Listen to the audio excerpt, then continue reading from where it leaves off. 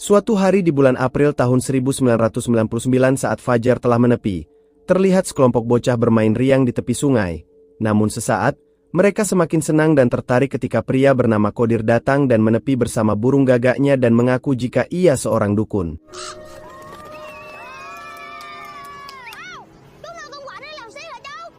Tak lama setelah Qodir meninggalkan perahunya, para bocil itu segera mengantarkan Qodir untuk bertemu Paman Sang si pemilik tanah untuk meminta izin menyimpan perahunya di tanah Paman Sang. Namun saat itu, seorang gadis tunarungu dan tunawicara bernama Lilis terus memperhatikan Qodir.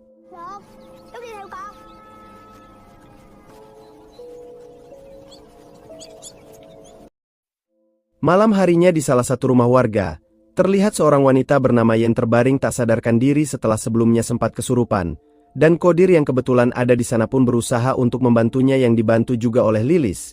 Hingga secara perlahan Qodir pun mulai melakukan ritualnya untuk mengeluarkan sesuatu dari dalam perut Yen.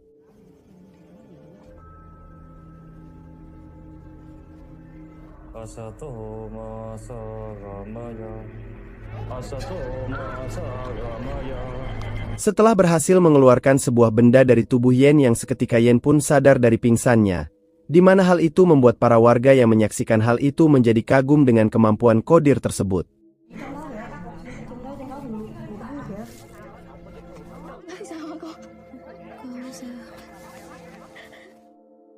Esok paginya, Qodir meminta pada orang tua Lilis untuk menjadikan Lilis sebagai kaki tangannya, dan kebetulan orang tuanya pun mengizinkan.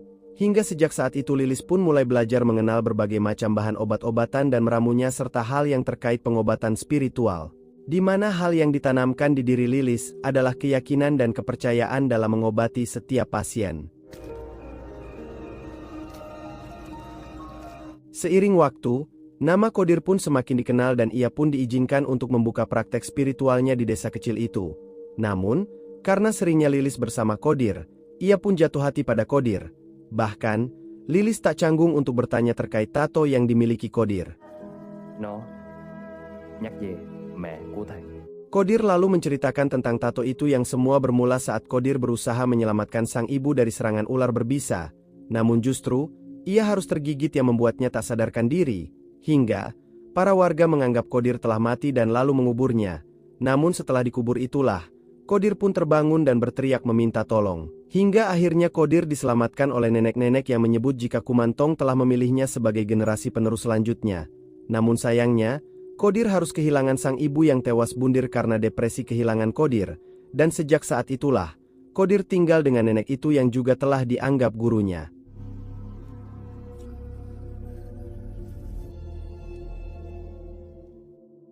Suatu hari, Qodir menerima pasien wanita bernama Arum yang disebut terkena guna-guna, hingga ia pun meminta Arum untuk masuk dan akan dibuatkan tato mantra penangkalnya.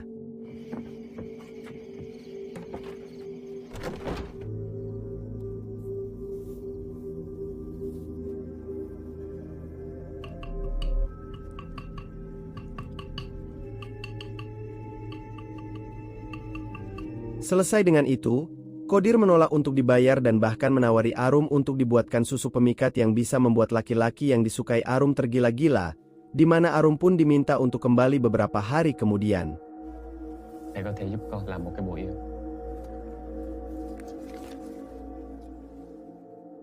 Ketika pasiennya pulang, Qodir tiba-tiba dipeluk oleh Lilis dan sempat berusaha melepaskan pelukan itu. Namun, sesaat Lilis baru saja meminum teh, ia pun tak sadarkan diri.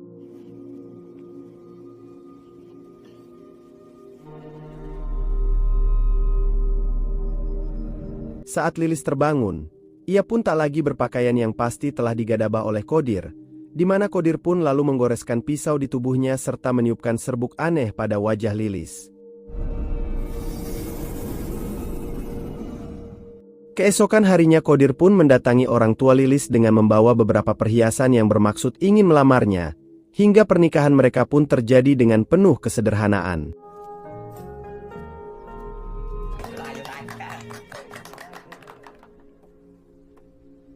Malam harinya selesai menikmati malam pertamanya dengan Lilis, Qodir bermimpi untuk segera melakukan sebuah ritual di malam purnama tepat saat energi Kumantong itu sempurna, sebelum akhirnya ia pun terbangun dari mimpi buruknya itu.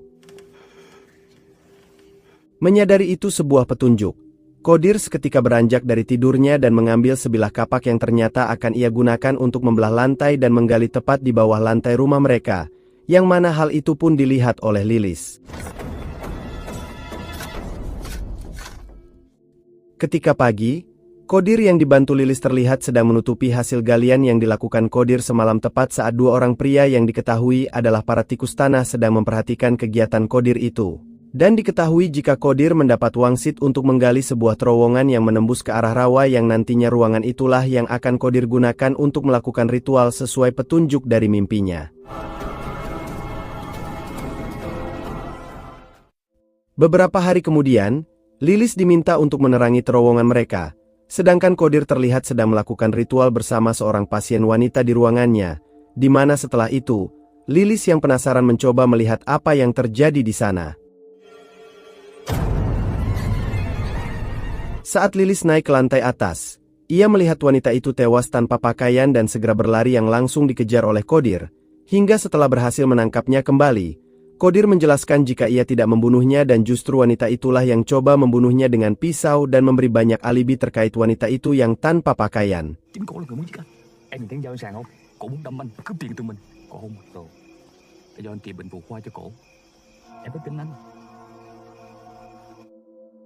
Beberapa hari berlalu, Kodir dan Lilis dipanggil ke kantor polisi untuk diinterogasi terkait laporan hilangnya seorang wanita. Namun, Kodir mengaku tak mengenal apalagi melihat wanita itu, karena menurutnya sudah terlalu banyak orang yang datang ke tempatnya dan sulit mengingat semuanya, meski dari informasi yang didapat polisi. Wanita itu diketahui diantarkan oleh paman sang berobat ke tempat Kodir yang hanya ditanggapi diam oleh Lilis meski ia tahu apa yang sebenarnya terjadi. Suatu hari, Kodir kembali kedatangan seorang pasien wanita bernama Juju yang mengeluhkan rasa sakit hatinya karena perlakuan mantan suami yang sengaja memamerkan kehamilan istri barunya, di mana ternyata tujuan Juju ke sana untuk membalas perlakuan mantan suami dan istri barunya itu dengan mencampurkan sebuah ramuan dari Kodir yang ia gunakan tepat saat mantan suami dan istri barunya sedang ribut karena alasan ekonomi.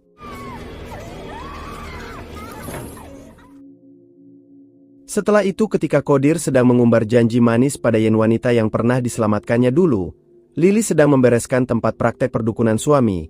Indera penciumannya tertuju pada bau menyengat di sekitar sana, di mana Lilis yang penasaran pun mencoba mencari sumber bau yang ternyata mengarah pada sebuah tumpukan tanah dan bebatuan.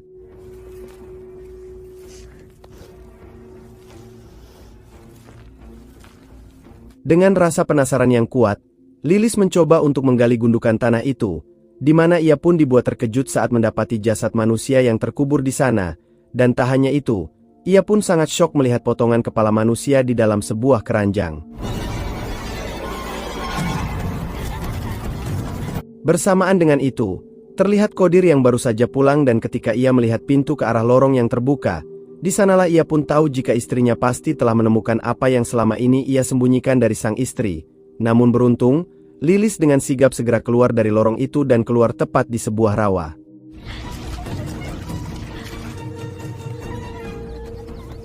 Lilis pun secepat mungkin lari ke rumah orang tuanya yang dilihat oleh dua pencuri harta kuburan, dan dengan napas terengah-engah, Lilis akhirnya sampai di rumah orang tuanya. Namun tak lama, Kodir datang dan beralasan pada mertuanya jika mereka hanya sedang ribut urusan rumah tangga yang biasa terjadi.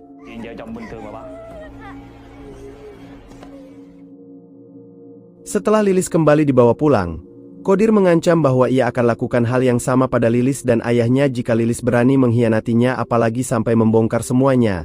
Dan bersamaan dengan itu, pihak berwajib semakin kewalahan dengan banyaknya laporan orang hilang yang diterima. Namun setelah diperhatikan, para korban menghilang setelah kehadiran Kodir di desa itu. Esok harinya, Yen mendatangi Kodir untuk menagih janji Kodir yang bisa membantu meningkatkan kesuburan atau memberi keturunan, di mana saat itu, Lilis diminta untuk menjaga perapian panci besar agar tidak mati, namun ketika Lilis membukanya,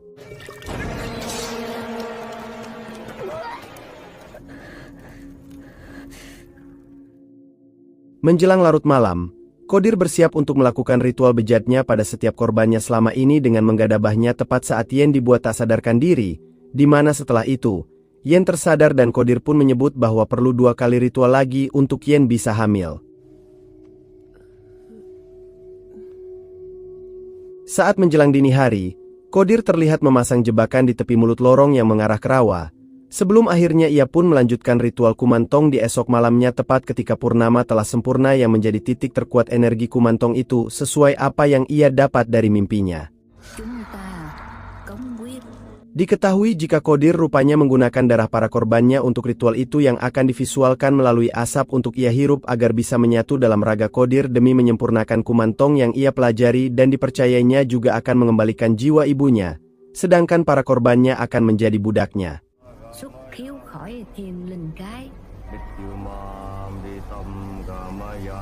Pagi harinya, Juju kembali datang menemui Kodir untuk menceritakan terkait mantan suaminya, di mana sebelum Juju pulang, Kodir memberi secari kertas yang berisi tata cara mempelajari kumantong jika Juju tertarik mempelajarinya.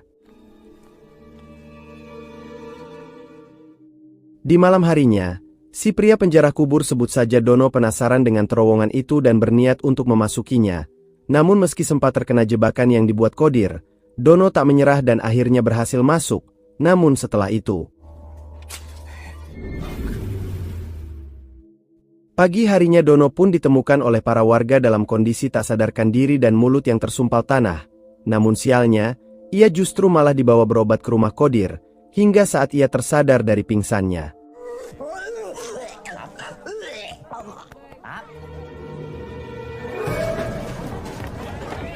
Kodir pun berhasil menghalangi upaya Dono untuk kabur dari sana, di mana setelah itu, ia pun mengancam akan membunuh Dono jika berani membongkar semua yang terjadi padanya.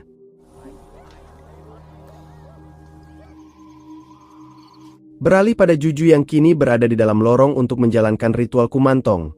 Walau meski, ia teringat oleh daftar orang hilang yang kebetulan saat itu ia ada di kantor polisi. Akan tetapi walau ada sedikit rasa was-was di hatinya, Juju tetap menjalankan ritual untuk memiliki ilmu kumantong. Tak lama kemudian Juju masuk ke dalam ruangan praktek bersama rekannya yang bernama Ijah yang juga tertarik belajar kumantong. Sedangkan Lilis terlihat di luar sedang menunggu praktek sesat yang dilakukan suaminya tersebut. Dalam ritual itu, Kodir menjerat leher Ijah dengan seutas tali hingga tewas, di mana ia menyebut jika Ijah pantas mendapatkan itu karena kehadiran Ijah di hidup ini tak berarti apa-apa. Namun Kodir mengatakan jika dia akan menjalani ritual dengan darah dan jasad Ijah untuk memanggil jiwanya kembali yang pasti akan dijadikan budak abadi Kodir selamanya.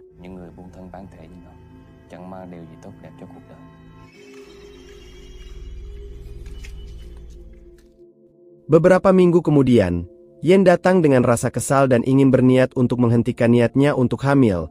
Namun Juju yang masih ada di sana lalu mempersilahkan untuk masuk dan bertemu dengan Kodir.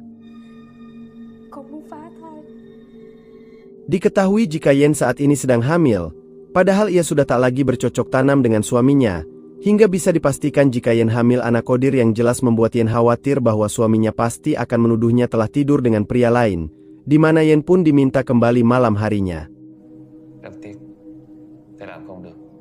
Setelah Yen pulang, Juju menceritakan terkait Kodir yang telah dicurigai oleh pihak kepolisian atas hilangnya beberapa wanita, hingga mereka pun berniat untuk melakukan ritual terakhir sebelum pergi. Bahkan Kodir serta Juju akan tetap membawa Lilis hanya sebagai budak. Tak tahan dengan yang terjadi, Lilis melaporkan semua kebusukan yang dilakukan suaminya, namun polisi terkendala dengan bahasa yang tak dimengerti.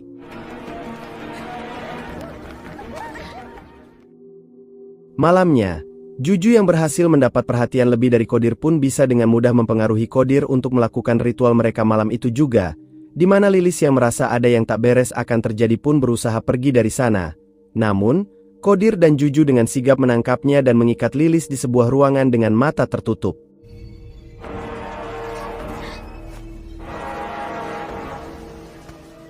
Tak lama kemudian, sepupu Lilis datang melalui jalan menuju terowongan, dan ketika ia melihat Lilis yang sedang terikat ia pun berusaha membantu Lilis, namun sialnya.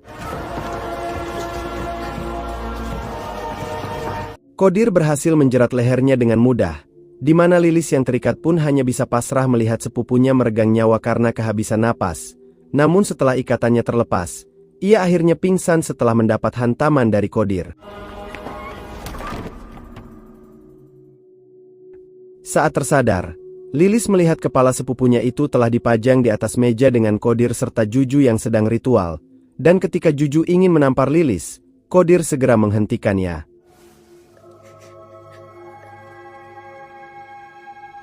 Beberapa saat kemudian tiba-tiba Yen masuk melalui pintu lorong itu dan berteriak histeris melihat kepala yang terpajang di atas meja, hingga Kodir yang tak mau semuanya terbongkar pun segera mengatasinya. Namun inilah yang terjadi. Lilis mencoba untuk memberikan perlawanan pada Juju dan berhasil membuatnya tak sadarkan diri. Sementara itu, Kodir terus mencoba mengejar Yen yang lari melalui lorong dan berhasil menangkapnya.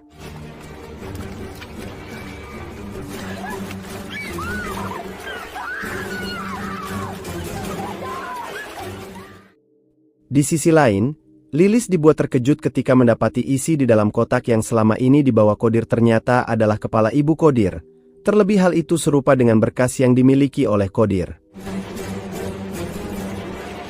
Tak lama setelah Kodir datang membawa Yen, Lilis terlihat duduk terdiam dengan menghirup asap ritual itu, dan alhasil, jiwa yang keluar melalui asap yang dihirup Lilis pun membuat Kodir mengira jika Lilis adalah ibunya, namun ternyata.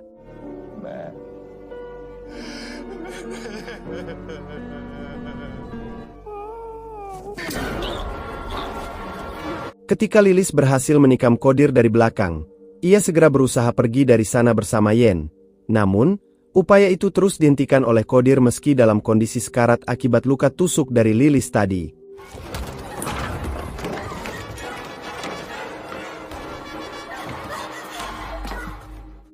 Dalam pelariannya bersama Yen itulah, Yen terlihat sudah tak mampu lagi bertahan dan menyerahkan kalung miliknya untuk diberikan pada ibunya jika Yen tak bisa selamat. Hingga dengan berat hati, Lilis meninggalkan Yen tepat saat ia membaluri seluruh tubuh Yen dengan lumpur untuk menyamarkan Yen.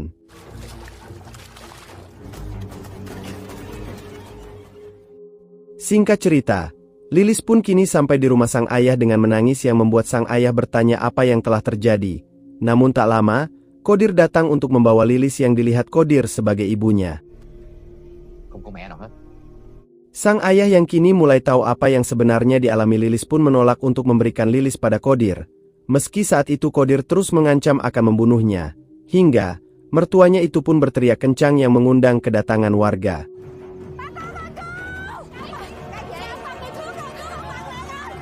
Setelah Kodir pergi, Lilis menceritakan jika sepupunya telah tewas oleh Kodir, dan tak menunggu lama, sang ayah segera berusaha untuk menangkap Kodir saat itu juga. Setelah berhasil menangkapnya dan terus berteriak, para warga pun sempat berdatangan, namun sesaat, mereka semua terkejut saat tahu jika yang ditangkap adalah Kodir dukun yang mereka takuti di kampung itu. Namun sesaat, Lilis datang untuk meyakinkan para warga bahwa Kodir adalah dukun sesat dengan menunjukkan kalung milik Yen sebagai salah satu korbannya.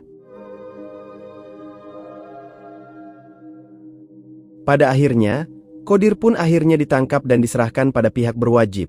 Hingga, setelah penyelidikan, mereka menemukan beberapa korban yang telah menjadi tengkorak di rumah Kodir beserta barang-barang milik korban.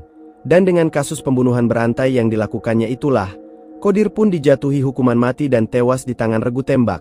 Namun sepeninggal Kodir, Lilis rupanya sedang mengandung anak Kodir yang mungkin bisa saja akan menjadi penerus berikutnya.